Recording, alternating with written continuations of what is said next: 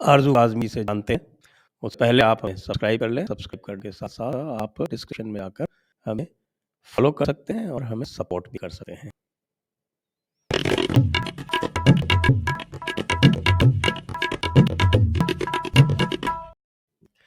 नमस्ते आप सभी को और आरज़ू जी को बहुत-बहुत वेलकम, स्वागत आपका इस थैंक यू कॉल।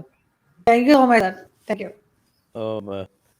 आज सुनने में आया कि जो आईएमएफ का जो फंदा है वो गहराता जा रहा है। क्या चीन और सऊदी अरब से मदद नहीं मिली? ये मिनी बजट आया है मैं सुना, तो इसकी क्या हाइलाइट्स हैं वो थोड़ा बताएँ? हाँ जी, बिल्कुल सर जो IMF ने लोन दिया है तो उसके साथ उन्होंने अपनी कुछ शर्तें भी रखी हैं और उसमें कई तरह के उन्होंने कहा है कि टैक्सेस लगाए जाएं लोगों के ऊपर और चाहे फ्यूल प्राइस हो या दूसरी चीजें उनकी प्राइस ज्यादा की जाए।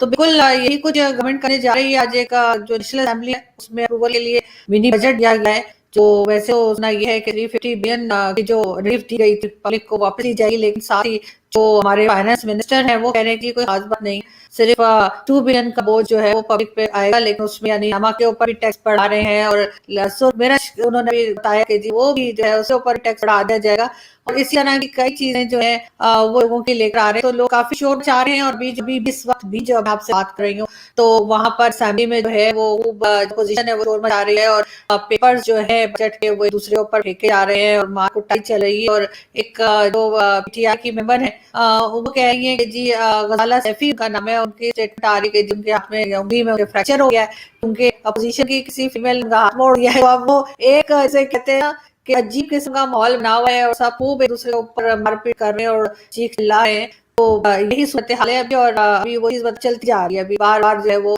टीवी चैनल्स भी वही कुछ दिखा रहे हैं कि किस तरह का हंगामा मचा हुआ है। वैसे नेशनल असेंबली में कितनी फीमेल मेंबर हैं आउट ऑफ 172 है ना आप इस टाइम? सर मुझे एग्जैक्ट नंबर नहीं पता कि फीमेल्स कितनी है, लेकिन क्योंकि हमारे यहाँ जो फीमेल्स होती हैं ये इलेक्शन लड़कर नहीं आई होती। ये स्पेशल सीट होती हैं और उसमें हर पॉलिटिकल पार्टी जो है वो अपनी तरफ से जिसको भी उनका दिल करता है वो कहते जाओ आज से तुम असेंबली मेंबर हो, तो इस तरह से आती हैं। तो फिर मेजोरिटी जो होती है उनको ना तो एक्सपीरियंस होता है पॉलिटिक्स का, ना कुछ, वो बस जैसे हमारे कहते हैं ना कि वोट पॉलिसी है उस तरह की तो होती है, वो आ जाती हैं तो फिर वो उसी तरह के बिहेवियर भी होते हैं। हाँ, लेकिन कुछ होती हैं जो पुरानी जमाने से सियासत कर रही हैं और पॉलिटिक्स में है, तो चाहे वो स्पेशली पीएमएलएन और पीपल्स पार्टी है तो वो कुछ सेंसिबल बातें करती हैं, चाहे वो सेनेटर बने या पार्लियामेंट के मेंबर। लेकिन जो बिल्कुल अभी पीआई लेकर आई है उसमें बहुत सारी ऐसी है जो अभी गवर्नमेंट जिनको के स्पेशल सीट पे आया गया है, उन्हें ना कोई इलेक्शन लड़ा है ना ही लड़ सकती है। ये जैसे कहते हैं ना मोहल्ले का इलेक्शन ही लड़ सकती है। अगर 5-6 बिल्डिंग्स का कह के जी से इलेक्शन लड़ रहे हैं, वो वहां पे नहीं जीत सकती, लेकिन पीटीआई ने उनको है असेंबली के अंदर पहुंचा दिया है, वो वहाँ पे मौजूद है और उसके बाद इस तरह की वो बातें करती हैं, जिस तरह की वो हरकतें करती हैं या इस तरह की वो स्टेटमेंट देती हैं सबके सामने। एक तो आप लोगों की भी बड़ी मशहूर हो गई जिन्होंने कहा था तालिबान आई तो हम कश्मीर लेकर करेंगे, क्योंकि ये हाँ, स्टेटमेंट हाँ, बहुत बड़ी बिल्कुल। चली थी। तो ये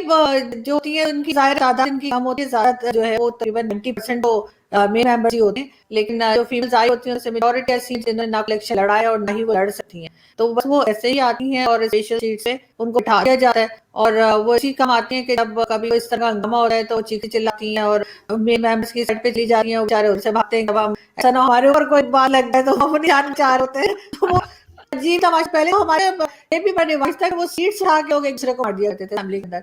अब वो जो उन्होंने नया नया सेट है कुछ टाइम से नवाज शरीफ साहब टाइम से वो फिक्स कर दिया वो सीट्स ना, इधर है उधर ही रहते हैं, तो वो कम से कम उठा के एक दूसरे को चीर नहीं मार सकते। तो अब ये होता है कि पेन मार दिया, पेपर मार दिया, जो चीज हाथ में आ गई वो मार दी। बहुत बार ये अपनी शॉल वगैरह ले आके वो फेंक देती है मर्दों की तरफ के, शर्म करो या कुछ भी कहना होता है। इस तरह की बहुत तमाशा हमारी फैमिली में होते हैं। तो अगर नॉमिनेशन का है तो फिर आपका कभी नंबर आ सकता है nominated member of national assembly या प्रोविंशियल असेंबली? नहीं यार, मेरे से नहीं आ सकता, मुझे जूते पॉलिश करने का बिल्कुल शौक नहीं है और मैं बिल्कुल जूते पॉलिश नहीं तो इसलिए मेरा मेरा मेरा कोई चांस नहीं है, मैं ऐसी सही हूँ।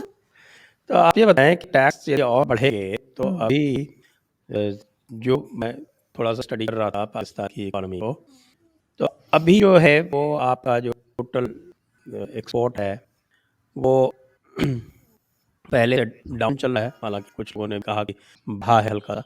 फिर आपका जो करेंसी रिजर्व है वो 1 महीने के एक्सपोर्ट को मुश्किल से कवर कर पाता है। करेंसी जो है वो 180 टू द डॉलर टच कर रही है। तो यदि ये और बढ़ाएंगे तो आईएमएफ जो है वो ये भी शर्तें लगाता है कि आप करेंसी को और डिवैल्यू करते जाएं। तो आपको क्या लगता है कि उससे इकोनॉमी की स्थिति सुधरेगी या और बढ़ेगी?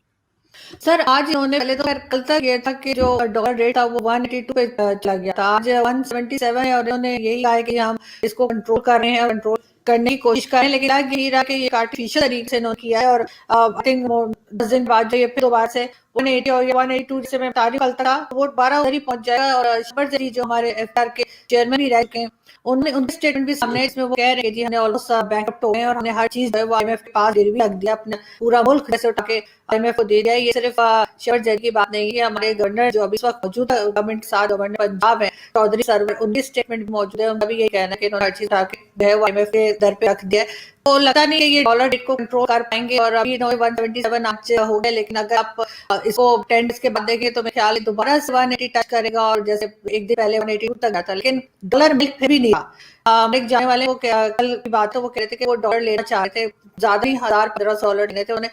तो उनको कहा गया कि जी कोई आप वीजा दिखाइए कहीं का, कि आपके पास वीजा लगाओ कि आपने कहीं जाना है तो आपको डॉलर मिलेंगे, वरना आपको डॉलर नहीं मिलेंगे। तो वो वापस आ गए कि ये क्या बात हुई कि मतलब अगर डॉलर मुझे चाहिए तो मुझे कोई वीजा दिखाना पड़ेगा।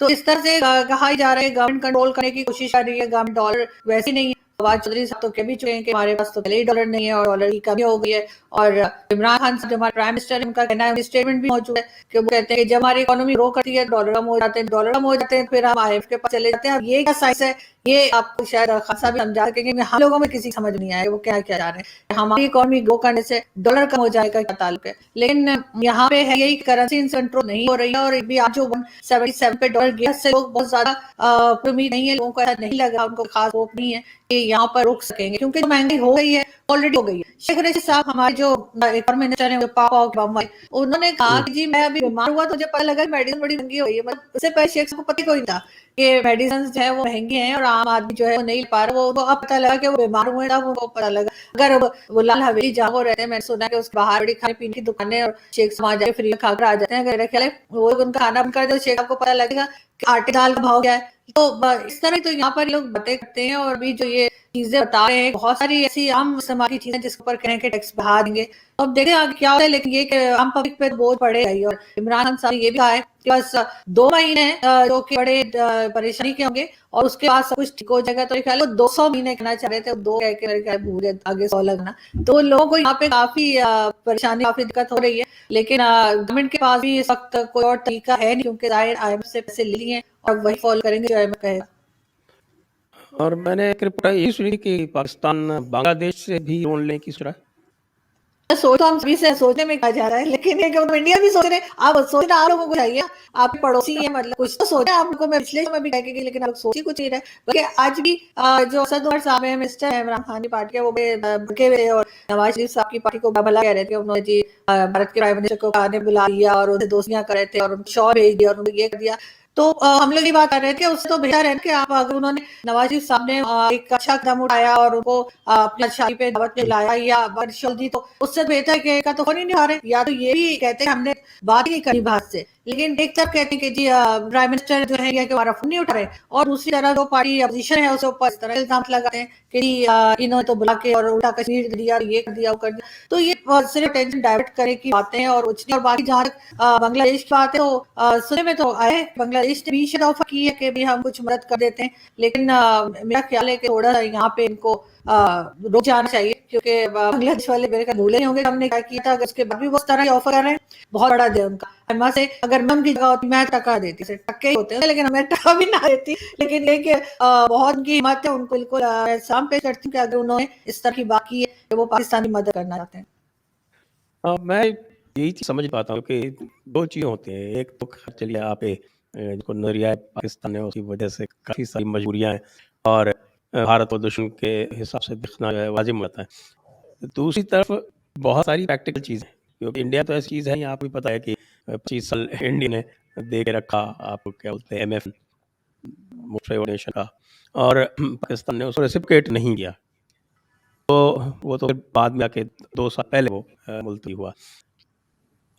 2 चीज़ें मैं देखता हूँ, एक तो कई बार कोट कर चुका हूँ, जैसे पावर।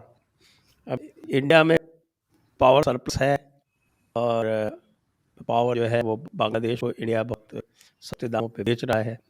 लेकिन पाकिस्तान जो है वो इंडिया से पावर नहीं लेगा, वो चाइना की कंपनियों से करा करके 18 रुपए 20 रुपए पाकिस्तान के हिसाब से जो उस टाइम पे किया, अब बढ़ गए होंगे मेरे ख्याल से 25-30 रुपए हो गए होंगे। तो उस वक्त का जो एक्सचेंज रेट था उसके हिसाब से जो किया था जब सीप शुरू हुआ था। तो ये इकोनॉमी मुझे तो समझ में नहीं आई, खासतौर से आपकी एक्सपोर्ट जो है वो बिजली के वजह से, बिजली के रेट की वजह से वर्ल्ड मार्केट में अनकम्पिटिटिव होती जा रही हो। एक चीज़, दूसरी चीज़ कि आपकी रेलवे की बात होती रहती है कि आपकी रेलवे को किस तरह से सुधारा जाए, और रेलवे को सुधारने के लिए इंजन की कमी है, तो तरह तरह के जगहों से इंजन मंगाए जाते हैं, यहाँ के फेल हो जाते हैं। इंडिया अपना पूरा रूट इलेक्ट्रीफाई करने की तरफ जा रही है, 2 साल में करीब करीब सारे रूट्स इलेक्ट्रीफाई हो जाएंगे। मेजर रूट तो पहले ही इलेक्ट्रीफाइड है, जो आपकी मुझे जहाँ 90% ट्रैफिक चलती है। तो इस वक्त यहाँ पे कोई 4000 डीजल इंजन जो है, बाय द वे इंडिया के पास 12000 इंजन है टोटल, पाकिस्तान की रिक्वायरमेंट 200-300 इंजन की है। यहाँ 4000 डीजल इंजन जो हैं वो स्क्रैप किए जा रहे हैं, और कुछ जो कंट्रीज हैं जैसे बांग्लादेश है, वो उनमें से बहुत सारे जो इंजन में है कि उनकी लाइफ काफ़ी बाकी है, उनको ले रहे हैं। पाकिस्तान यहाँ से नहीं लेगा, वो चाइना से लेगा, कोरिया से लेगा, और चाइना और कोरिया वाले तो आपको पता है कि इंजन के कबाड़ हो गए। उसके बाद फिर जी से जो कुछ लिए हैं वो चल रहे हैं, तो वो भी जो है वो अधिकतर जो है वो अंडर पावर्ड है, प्रॉब्लम क्रिएट करते हैं। तो ये जो इस तरह है, एक इकोनॉमी बेसिक चीज़ होती है प्रैग्मेटिज्म, एक प्रैक्टिकल होना पड़ता है। तो अगर बिल्कुल ही प्रैग्मेटिज्म नहीं है, आइडियोलॉजी जो है वो हावी है इकोनॉमी के ऊपर, तो इकोनॉमी कैसे आगे जा सकी? नहीं सर, हमारे यहाँ सबसे बड़ा प्रॉब्लम ये है कि एक तो ईगो बहुत ज्यादा दिखाते हैं, और दूसरा ये कि कंपटीशन बहुत ज्यादा जो है वो भारत के साथ करते हैं, जो नहीं करना चाहिए। अगर जिस दिन ये कंपटीशन करना छोड़ेंगे और ये बात समझ लेंगे कि जी हम जो है वो भारत जितनी इकोनॉमी हमारी नहीं है, ना लैंड हमारे पास है, ना उस तरह की बाकी चीज हमारे पास है, तो शायद हम संभालना शुरू कर दें। जिस दिन कंपटीशन छोड़ देंगे उस दिन शायद हम समझ जाए। अगर जैसे आप कह रहे हैं, बिल्कुल मैं यही कहती हूँ कि भारत से जो है हमें रेलवे इंजन ले लेना चाहिए, या 2 चीज भी अगर हम ऐसी है जो हम भारत से ले सकते हैं बजाय चाइना या किसी दूसरी जगह जाने के।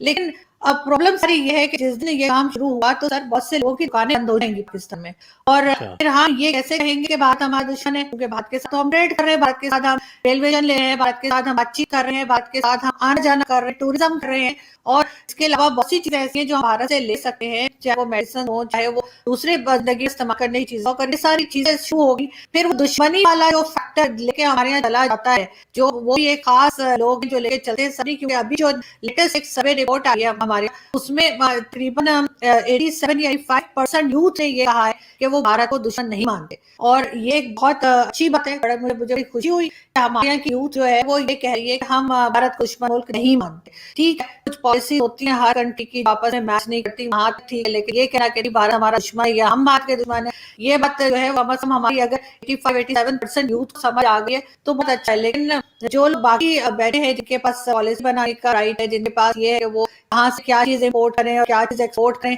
अगर वो ये सब कुछ नहीं समझ रहे और ये नहीं करना चाहे, तो ऑब्वियसली उनकी दुकानें उसी दुश्मनी के ऊपर चल रही। जिस दिन उन्होंने कह दिया कि हाँ तो कश्मीर का इशू रहा, ना भारत से हमें कोई प्रॉब्लम है, ना भारत के साथ हमारा आम से जैसे बांग्लादेश से बाकी कंट्रीज है उस तरह से हमारा बॉर्डर, और बस ठीक है दोस्ती नहीं कर रहे लेकिन दुश्मनी भी ना पालें, तो सर उनकी दुकान हो जाएंगी बंद। किस बात के लिए वो बजट बढ़ाएंगे अपना कि हमने ये टैंक बनाना है और वो मिसाइल बनाया है और इधर बाढ़ लगानी है और ये करना, तो वो सारी चीजें तो फिर उनकी रह जाएंगी। तो जाहिर है इसलिए ये चीज इसी तरीके से लेके चली जाती है, और इसी वजह से भारत से कोई सी चीज भी जो है वो नहीं लेने के लिए तैयार, जो आसानी से मिल सकती है और सस्ते दामों में मिल सकती है, लेकिन जाहिर है वहां पर कहीं ना कहीं उनकी ईगो भी आती है, और ईगो के साथ साथ उनका बिजनेस आ जाता है, क्योंकि बिजनेस उनका बाकी तो सब कुछ चलता रहता है।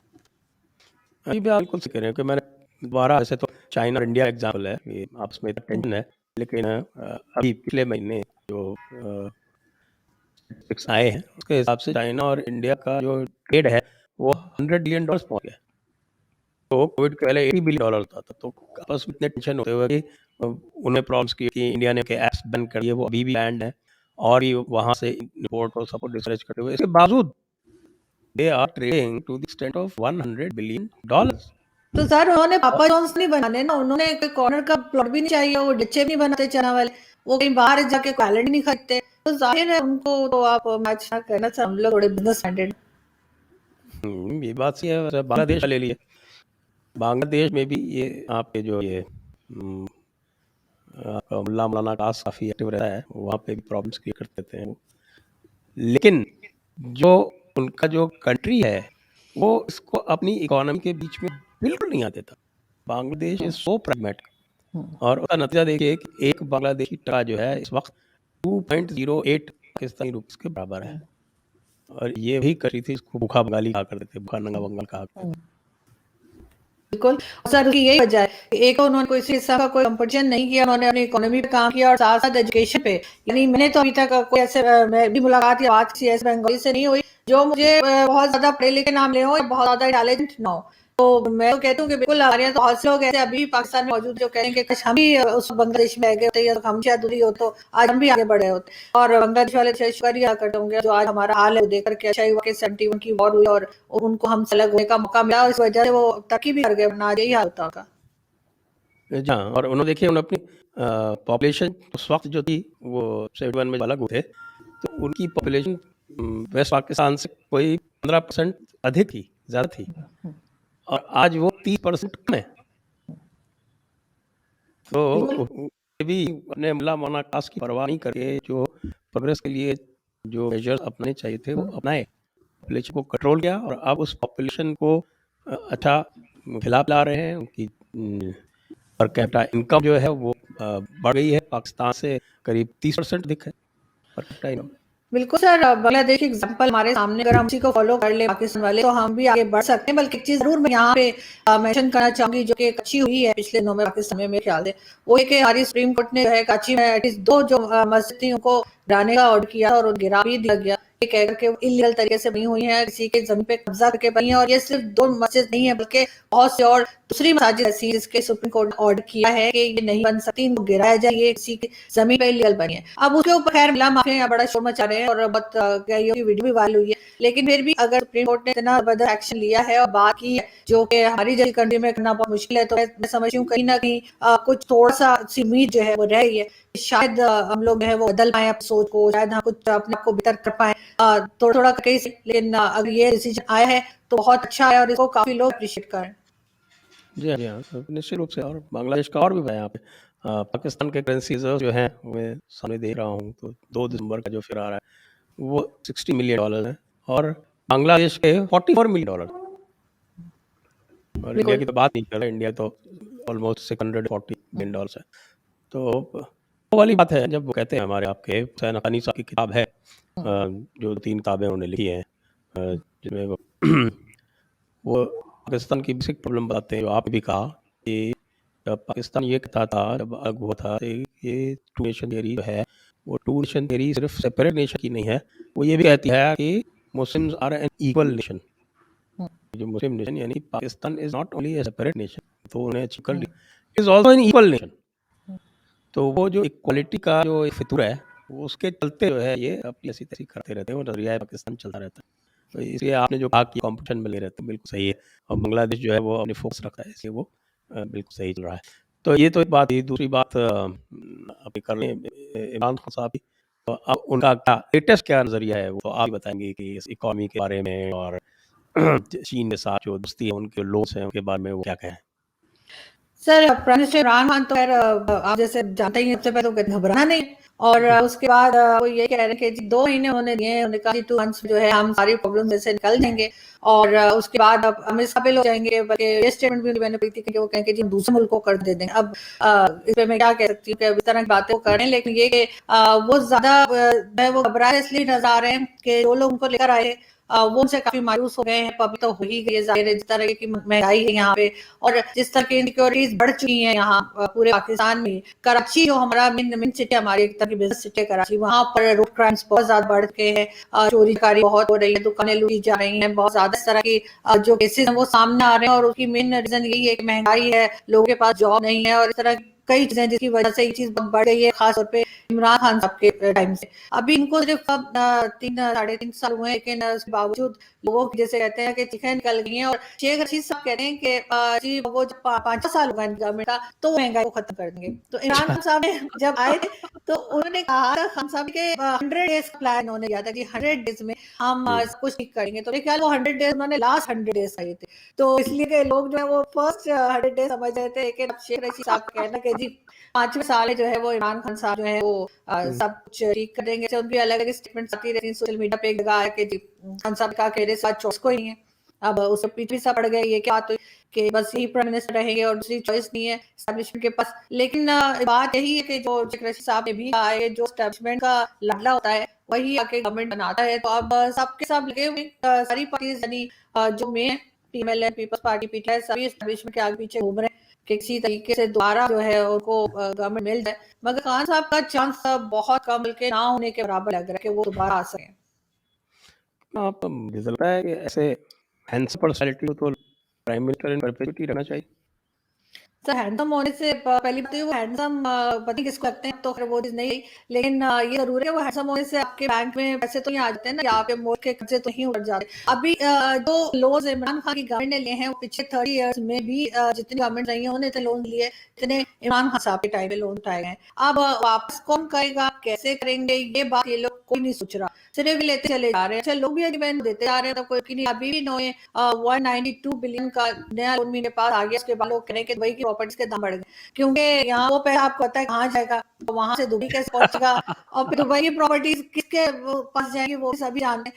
तो लोग तो इस तरह की बातें भी कर रहे हैं। जैसे ही कोई यहाँ पे लोन मिल जाता है पाकिस्तान को, उसके साथ ही दुबई की रेट बढ़ जाते हैं प्रॉपर्टी के, क्योंकि यहाँ सब लोग जाना शुरू करेंगे। वो भाई लोग वहाँ बोलते हैं इनको पड़ी वालों भाई लोग जो वो जाना शुरू करेंगे और वहां से सब कुछ ऐसा होगा। लेकिन प्रॉब्लम यही है पाकिस्तान की मेन इशू ये है कि जब तक के कोई ऐसी गवर्नमेंट नहीं आती है, कोई ना पावरफुल हुकूमत नहीं आता जो सिर्फ और सिर्फ कंट्री का सोचे, जो सिर्फ और सिर्फ ये सोच के ठीक है आपने बना लिया, टू नेशन थ्योरी कर ली, कुछ भी कर लिया, लेकिन अब आपने उस चीज को सही साबित करना है कि आपने सही फैसला किया था, तो तब ये बात होगी। अगर कंट्री को आप अच्छे से चाहेंगे, इकॉनमी ठीक होगी, एजुकेशन सेक्टर सही होगा, हेल्थ सेक्टर सही होगा, तभी तो बता पाएंगे जी भारत से अलग होकर हमने बड़ा एक मजबूत देश बनाया और बड़े जबरदस्त तरीके से चले। लेकिन हो क्या रहा है, उससे उलट हो रहा है। ना तो यहाँ पर इकॉनमी ठीक है, ना हेल्थ सेक्टर ठीक है, ना एजुकेशन सेक्टर ठीक है। यानी अभी चकवाल एक पंजाब में चकवाल आप शायद जानते हो एक सिटी है, वहां पे कहा गया कि जी कोई एजुकेशन नहीं हो सकती। छोटे छोटे बच्चों कह रहे हैं नहीं, उधर वो तालिबान वाली जहनियत, तालिबान वाला स्कूल सिस्टम लेकर आने की कोशिश कर रहे हैं। तो जाहिर कि ये अपने किए हुए फैसले को खुद ही बता रहे हैं कि हमने गलत किया। अब जो हाल यहाँ पर कर रहे हैं जिस तरीके से, अभी आपने देखा है कि श्रीलंकन सीजन को मारा था कुछ टाइम पहले, और वो कोई आखिरी इंसिडेंट नहीं था। अगर ये जिस तरीके से चल रहे इस तरह के आगे भी होते रहेंगे, जिस तरह से मुल्ला माफिया और दूसरों को सपोर्ट कर रहे हैं, तो ये चीज हमें कहीं रुकती नजर नहीं आ रही। लेकिन इकोनॉमी जो सबसे बड़ा मसला इस पाकिस्तान का है, वो मेन इसकी इकोनॉमी है, और उसको ठीक करने के लिए इनके पास कोई तरीका नहीं है, वैसे कि ये एक लोन अदा करने के लिए दूसरा लोन ले लेते हैं और उसके बाद खान साहब कहते हैं कोई मसला नहीं है जी, 2 मंथ्स के बाद जो है हम काबिल हो जाएंगे कि हम दूसरों को ले। मतलब मुझे समझ आती कौन ख्वाब दुनिया में रहते हैं, मतलब कौन सा ऐसा नशा करते हैं कि इनका जो है वो इस किस्म की बात करते हैं कि आप मतलब हेड ऑफ स्टेट और आप इस तरह स्टेटमेंट दे, सारी दुनिया सुन रही है। इट्स वेरी एम्बैरेसिंग कि आप इस तरह की बात करें कि हमारी इकोनॉमी यूं ग्रो कर जाएगी, हमारे पास तो इतने मतलब तेल का खाए निकलेंगे, हमारे पास तो गैस 200 साल की रखी हुई है। पर ढूंढ वो वीडियो मौजूद खान साहब की, मैं इस तरह से नहीं कही, वो लेकिन अभी मौजूद तो थी। रशीद साहब कह रहे हैं कि हमारी गैस खत्म होने वाली है। फवाद चौधरी साहब ने कहा कि बिल्कुल, फवाद फवाद चौधरी साहब ने कहा कि जी ये 4-5 साल में खत्म हो जाएगी। लेकिन इमरान खान साहब ने कहा कि हमारे पास तो इतनी निकल आई है कि वो तो बेचारे 200 साल उन्होंने बता रहे कि खत्म ही नहीं होगी। अब ये चीज तो सर हो रही है इनके साथ, इनकी गवर्नमेंट में पिछली काफी ज्यादा होती है कि प्राइम मिनिस्टर का स्टेटमेंट कुछ और होता है और इनके जो मिनिस्टर होते हैं उनका स्टेटमेंट कुछ और आ रहा होता है। अभी तो खैर फवाद चौधरी साहब ने भी कह दिया कि वो मजहब के नाम पे मुल्क नहीं बना रहा, उसके लिए भी सब उनके पीछे पड़ गए जूते ऊपर लेके कि क्या बोल रहे हो। तो उन्होंने कहा कि नहीं जी, वो तो रिलीजियस वो कोई रिलीजियस स्टेट बनाना ही नहीं चाहते थे, तो उसके पीछे फिर वो नहीं छुप कर रहे हैं। तो वो बेचारे कुछ ना बोल देते हैं, उसके बाद उनकी शामत आ जाती है। अब उन्होंने कह दिया जी वो तो हमारे पास 5 साल के बाद नहीं होगी गैस चूल्हे में, और वो अभी भी नहीं है। लेकिन ये कि 5 साल बिल्कुल नहीं होगी, उन्होंने खबरें सुना रही है। मगर खान साहब कुछ और कहते रहते हैं, वो बस हौसला देते रहते हैं, लेकिन ये परफॉर्मेंस कोई खास नजर नहीं आ रही। अच्छा, फवाद चौधरी की बात पर मैं पूछूं कि उनको साइंस एंड टेक्नोलॉजी मिनिस्टर जो बनाया गया है, तो उनका साइंस और टेक्नोलॉजी से उनका क्या वास्ता है? सर वास्ता तो कोई किसी भी, हमारे जितने भी मिनिस्टर्स बैठे हुए हैं किसी का किसी चीज से नहीं, मतलब कोई भी ऐसी सीट नहीं है जिसको आप कहें कि इनका कोई लिंक बनता है तो इनको दी गई है, चाहे वो एजुकेशन हो, चाहे वो फाइनेंस में हो, चाहे वो आप कह लें कि साइंस टेक्नोलॉजी हो, कोई भी हो। खान साहब हर कुछ दिन के बाद जो है वो अपने मिनिस्टर्स को आके कह देते हैं कि जी इनकी परफॉर्मेंस ठीक नहीं है, उसके बाद उसको कोई दूसरी मिनिस्ट्री दे देते हैं। तो मैं अक्सर भूल भी जाती हूँ आजकल किसके पास कौन सी मिनिस्ट्री है, क्योंकि वो जैसे हम लोग शतरंज खेलते हैं, वो इधर उठा के प्यारे उधर उधर उधर, बस वही होता रहता है। हर कुछ दिन के बाद जो है इनकी कैबिनेट में ये चेंजेस लाते हैं और उसके बाद किसी से एक चीज नहीं चली उसको उठा के दूसरी दे देंगे जिससे वो नहीं हो। इस तरह से कर रहे हो, किसी किसी का भी कोई खास एक्सपीरियंस नहीं है। किसी खास फील्ड के अंदर के उनको वो देकर मिनिस्ट्री दी गई हो। बस जो हम सबका करते जो उनके दोस्त हैं वो पहले कहा ही करते कि नवाज शरीफ साहब की कैबिनेट के बहुत बड़ी कैबिनेट है, मैं तो बस 15 लोग रखूंगा, 16 लोग रखूंगा। अब उन्होंने इतनी बड़ी कैबिनेट बना ली कि शायद रूम में भी उनके फिर नहीं बैठती, और जो आता है उसको, उसके बाद उनके एडवाइजर्स इतने ज्यादा एडवाइजर्स हैं सबके, उसके बाद एडवाइस भी कुछ नहीं करते। अभी आपने देखा ही होगा रिसेंटली हमारे जो फॉरेन मिनिस्टर साहब है अभी तक सुनी की सीट चेंज नहीं हुई है, शाह महमूद कुरैशी साहब जिस तरह से बैठे हुए सऊदी एम्बेसडर के साथ, तो वो ऐसा लग रहा था सऊदी एम्बेसडर उन सीख माने आया। तो जिस तरीके से कुरैशी साहब खड़े होकर बैठे थे, तो उनके एडवाइजर भी उनको नहीं बताते, पति बेचारे अपनी नौकरी के पीछे डरते हैं कि क्या है, लेकिन थोड़ी सी हिम्मत करके वो बताना चाहिए कि जी सर आप आराम सीधे होकर बैठे, इस तरह से नहीं बैठा जाता किसी के साथ। अगर यहाँ पे तो इसी तरीके से जैसे कहते हैं हमारे यहाँ बोला जाता है बंदरमट होती, तो वो उस तरह की मिनिस्ट्री दी गई है, किसी जो जिस सीट पर है वो बेसिकली सीट लाई गई है, उसको पता ही नहीं कि उसे करना क्या। जी, लेकिन ये तो बताइए, अब लेटेस्ट अभी आप बताया कि तालिबानाइजेशन हो रहा है। अब तालिबान से ताल्लुकात कैसे चल रहे हैं? मैं सुना था कि तालिबान ने कब्जा कर लिया पाकिस्तान की ज़मीन पर, फेंसिंग नहीं होने दे, और टीटीपी को सपोर्ट कर रहे हैं और कहें कि आप टीटीपी के एरिया से शेलिंग नहीं कर सकते। तो इस वक्त इससे पहले कि हम ऑडियंस क्वेश्चन पे जाएं, तो थोड़ा तालिबान के बारे में और थोड़ा सा आप बता दें कि कैसा चल रहा है। सर ड्यूरलिंग तो उन्होंने हमेशा से कहा कि वो नहीं मानते, उन्होंने फेंसिंग करने की कोशिश की थी, वो भी उन्होंने रोक दी। उसके बाद एपीके का इलाका है मोहम्मद, वहाँ पे उनकी वीडियो अभी वायरल हुई उनके कमांडो की, और वो कह रहा था कि यहाँ ये एरिया हमने कब्जा कर लिया है पाकिस्तान की तरफ से और अब हम आगे तक जाएंगे। लेकिन उसके ऊपर पाकिस्तान की तरफ से कोई जवाब नहीं दिया गया, बिल्कुल खामोशी है, जैसे कुछ हुआ ही नहीं। क्योंकि अगर बोलेंगे तो वो ऐसे ही है जैसे भेड़ों के छत्ते में आग लगाने वाली बात है, वो और मामला खराब हो जाएगा अगर इन्होंने कोई स्टेटमेंट दिया। साथ ही तालिबान के यहाँ से ये भी कहा गया है कि पाकिस्तान के लिए बात ना करे किसी किस्म का फंड या किसी किस्म की मदद के लिए, जो बार बार कह रहे हैं ओआईसी की यहाँ पे एक मीटिंग भी करवाई गई और कहा जाता है इस्लामिक कंट्रीज से कि वो एक फंड आ रहे हैं और उसमें लोग ऐसे डाले पाकिस्तान के पास रखा है और हम देंगे। वो भी किसी ने कोई खास रिस्पॉन्स नहीं किया है। 2-4 कंट्रीज ने थोड़े से पैसे जो बताए वो उन्होंने कहा कि हम मार्च में देंगे। लेकिन तालिबान जो है वो जाहिर है अब जिस तरह के तालिबान हैं ऑलमोस्ट जो पहले थे उससे भी ज्यादा बिगड़ी हुई शक्ल है उनकी। और टीटीपी का क्या था कि टीटीपी को कंट्रोल करेंगे, लेकिन उन्होंने जाहिर है दोनों एक ही ग्रुप है और ऐसा कुछ नहीं हो रहा। उल्टा पाकिस्तान की तरफ जो है मुसलसल अटैक हो रहे हैं टीटीपी के, और हमारे कई जो पुलिस वाले हैं उनको उन्होंने जो है मार दिया है और इस तरह के अटैक वो करते जा, लेकिन पाकिस्तान कंट्रोल नहीं कर पा रहा और पाकिस्तान बात भी नहीं कर रहा, मतलब उनको कोई रिस्पॉन्स भी नहीं दे रहा तालिबान को क्योंकि वही बात और बिगड़ जाएगी और बात बिगड़ना नहीं चाह रहे। जी हाँ, जी हाँ। ये भी सुना था कि पाकिस्तान के बाहर जो मुरगला हिल्स का एरिया जो है वो तालिबान क्लेम कर रहे हैं, तो ऐसा हो जाएगा। आप उसके आसपास नहीं रहती? मैं उधर है आसपास ही मार्गा हिल्स मेरे घर से नजर आती है, मैं हार्डली बल्कि मार्गा हिल्स के साथ मार्गा कॉलेज है और मैं वहीं से पढ़ी हुई हूँ, तो इसलिए मैं सोच रही हूँ मैं बड़का खरीद ली बुरके की डिजाइन ही कौन सी हुई? वो एक वो ज्यादा शटकॉक वाला आता है और दूसरा फैंसी वाला आता है, एक वो सूदी वाला आता है, तो कौन सी डिजाइन इस टाइम चल रही है फैशन? सर यहाँ तो भी फिलहाल कोई नहीं पहना, लेकिन जो तालिबान की जो वीडियोस आते हैं उसमें शटलकॉक वाली देखा गया था। लेकिन अभी यहाँ पे अभी तक कॉमन है, लेकिन ये कि उनकी माँ धमकियां तो आ रही हैं, देखते हैं क्या होता है, कौन कंट्रोल करता है। चलिए इस बात पे हम ऑडियंस क्वेश्चंस ले लेते हैं, और पहले सारे लोग कृपया वीडियो शेयर करें, लाइक करें, और जितने लोग देख रहे हैं उसके 1/3 भी वीडियो लाइक नहीं कर रहे हैं। इतना तो हमारे ऊपर इनायत करें, वीडियो लाइक तो कर लें जो भी देख रहे हैं, और उसके साथ आप डिस्क्रिप्शन में आके सपोर्ट कर सकते हैं, फॉलो कर सकते हैं।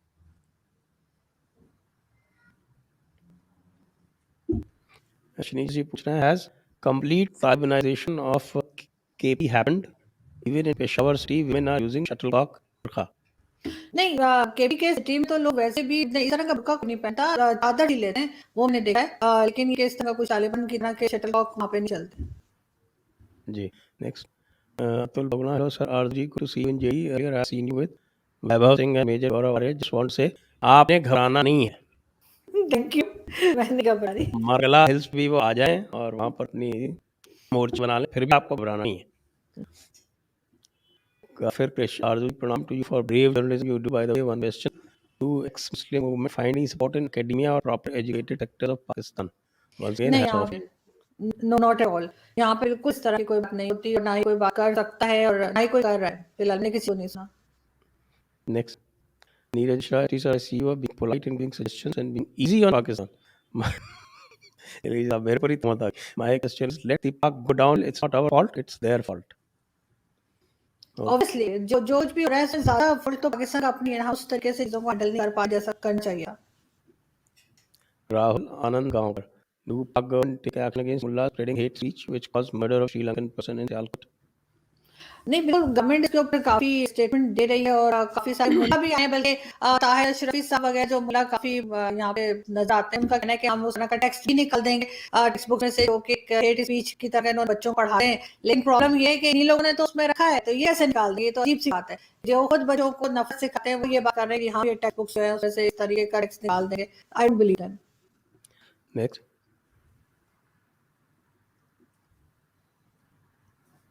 रविंद्र मियाँ, आजू जी, इंडिया में तो मुस्लिम दाऊद इब्राहिम, हजी मस्तान, छोटा शकील जैसे डॉन तक बन जाते हैं, क्या पाकिस्तान में कोई हिंदू डॉन हुआ है? मैंने सुना नहीं, कभी सुना नहीं। Next. Okay, so that brings this session to a close. Thank you very much Aarzoo ji, आपको थैंक यू। बहुत बहुत धन्यवाद, शुक्रिया यहाँ से, और have a very good new year.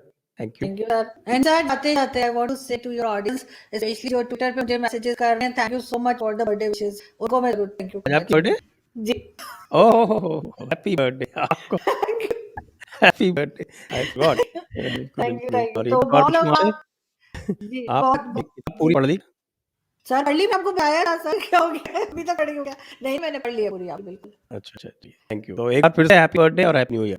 Thank you so much sir, thank you.